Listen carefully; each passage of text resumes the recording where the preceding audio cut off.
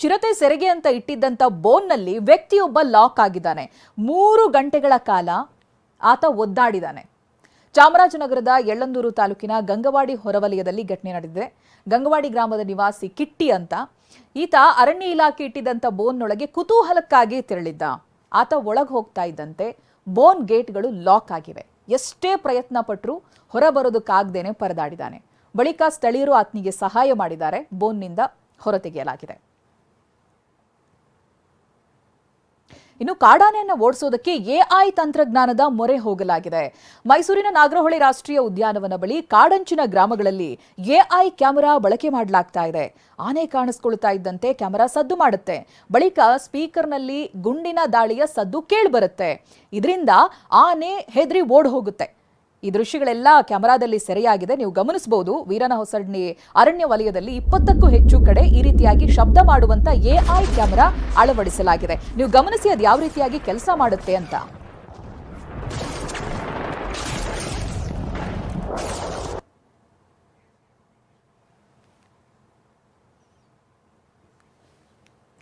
ಇನ್ನು ಡಿಸಿಎಫ್ ಪರಮೇಶ್ವರ್ ಅವರನ್ನ ನಮ್ಮ ಪ್ರತಿನಿಧಿ ರಾಮ್ ಮಾತನಾಡಿಸಿದ್ದಾರೆ. ಇದೆಲ್ಲ ತಂತ್ರಜ್ಞಾನದ ಬಗ್ಗೆ ಅವರು ಮಾಹಿತಿ ಕೊಟ್ಟಿದ್ದಾರೆ. ಬನ್ನಿ ನೋಡೋಣ.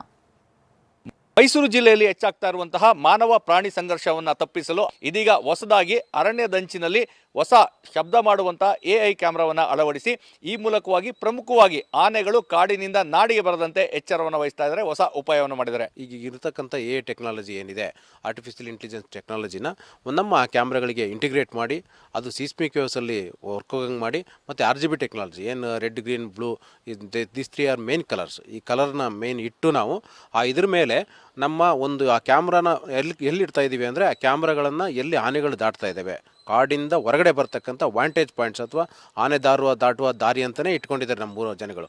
ಆ ಜಾಗದಲ್ಲಿ ಕ್ಯಾಮ್ರಾಗಳನ್ನು ಇಟ್ಟಾಗ ಆ ಕ್ಯಾಮ್ರಾ ಮುಂದೆ ಒಂದು 500 ಮೀಟರ್ ತನಕ, 500ರಿಂದ 750 ಮೀಟರ್ ತನಕ ಅಂತ ಹೇಳ್ತಾರೆ, ಆ ದೂರದಲ್ಲಿ ಬರ್ತಾ ಇದ್ದಾಗೆ ಆ ಕಲರ್ನ ಐಡೆಂಟಿಫೈ ಮಾಡಿ ಅದೇ ಆನೆ ಅಂತ ಹೇಳಿ ನಮಗೆ ಒಂದು ಅದಕ್ಕೆ ಒಂದು ಶಬ್ದವನ್ನು ಮಾಡಿಕೊಡುತ್ತೆ. ಶಬ್ದಗಳ ಯಾವ್ದು ರೀತಿ ಇರುತ್ತೆ ಅಂದರೆ ಇಂಟಿಗ್ರೇಷನ್ ಆಫ್ ಆಲ್, ಈ ಎಲ್ಲ ಶಬ್ದಗಳು ಇರ್ತವೆ. ಅದರಲ್ಲಿ ಎಲ್ಲ ಸೌಂಡ್ಗಳನ್ನು ಮಾಡ್ತಕ್ಕಂಥ ಇದನ್ನು ಇಂಟಿಗ್ರೇಷನ್ ಮಾಡಿದ್ದೀವಿ. ಈ ರೀತಿಯಲ್ಲಿ ನಾವೇನಿದು ಮಾಡಿದ್ದೀವಿ, ಇದನ್ನು ಇಂಟಿಗ್ರೇಷನ್ ಮಾಡಿ ಇದ್ರ ಜೊತೆಗೆ ಅದು ಹೋಗೋ ತನಕ ಬಿಡಲ್ಲ. ಅದು ಆನೆ ಅದು ಇಮ್ಮಿಡಿಯೇಟ್ ಆ ಕಡೆ ತಿರುಗಬೇಕು, ಅಲ್ಲಿ ತನಕನೂ ಅದು ವರ್ಕೌಟ್ ಮಾಡ್ತಾನೆ ಇರ್ತದೆ. ಆಮೇಲೆ ಅದು ನಮಗೂ ಕೂಡ ಒಂದು ಸಿಗ್ನಲ್ ಕೊಡುತ್ತೆ. ಅಷ್ಟೊತ್ತಿಗೆ ನಮಗೂ ಕೂಡ ಫೋಟೋಸು ಮತ್ತು ಇದು ನಾವು ಕೂಡ ಕಾರ್ಯಪ್ರವೃತ್ತರಾಗಿ ನಮ್ಮಲ್ಲಿದ್ದ ಸಿಬ್ಬಂದಿ ಕೂಡ ಅಲ್ಲಿಗೆ ನಾವು ಧಾವಿಸ್ಲಿಕ್ಕೆ ಒಂದು ಅನುಕೂಲ ಆಗ್ತದೆ.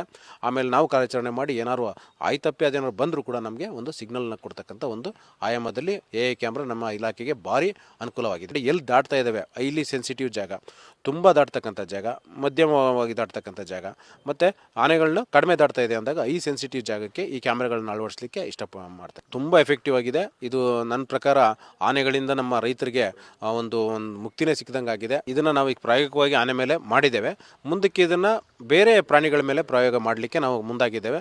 ಮುಖ್ಯವಾಗಿ ಈಗ ಆನೆಗಳದ್ದು ಹಾಳಿ ಕಡಿಮೆ ಆದಮೇಲೆ ನಾವು ಪ್ರಯೋಗ ಮಾಡ್ತಾ ಇರ್ತಕ್ಕಂಥದ್ದು ಹುಲಿ ಮೇಲೆ ಮತ್ತು ಚಿರತೆಗಳ ಮೇಲೆ, ಬೇರೆ ಪ್ರಾಣಿಗಳ ಮೇಲೆ ಕೂಡ ಪ್ರಯೋಗ ಮಾಡಲಿಕ್ಕೆ ನಾವು ಸನ್ನದ್ಧರಾಗಿದ್ದೇವೆ. ಮಾನದಂಡಗಳು ಅದಕ್ಕೆ ಫಿಕ್ಸ್ ಏನೇನು ಇನ್ಪುಟ್ಸ್ ಬೇಕು ನಮಗೆ ಅದನ್ನ ಫಸ್ಟ್ ಇದು ಮಾಡ್ತೇವೆ. ಇಂಥ ಅನಿಮಲ್ ಅಂದಾಗ ಅನಿಮಲ್ ಪಿಕ್ಚರ್ನ ನಾವು ಎಐ ಕ್ಯಾಮ್ರಾ ಕೊಡಬೇಕಾಗುತ್ತೆ.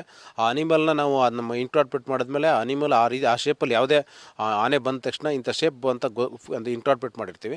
ಆ ಶೇಪ್ನ ಐಡೆಂಟಿಫೈ ಮಾಡಿ ಇದು ಅದಕ್ಕೆ ಎಮಿಟ್ ಅದನ್ನ ಸೆನ್ಸ್ ಮಾಡಿ ಅದ್ರ ಮೇಲೆ ವರ್ಕೌಟ್ ಮಾಡುತ್ತೆ.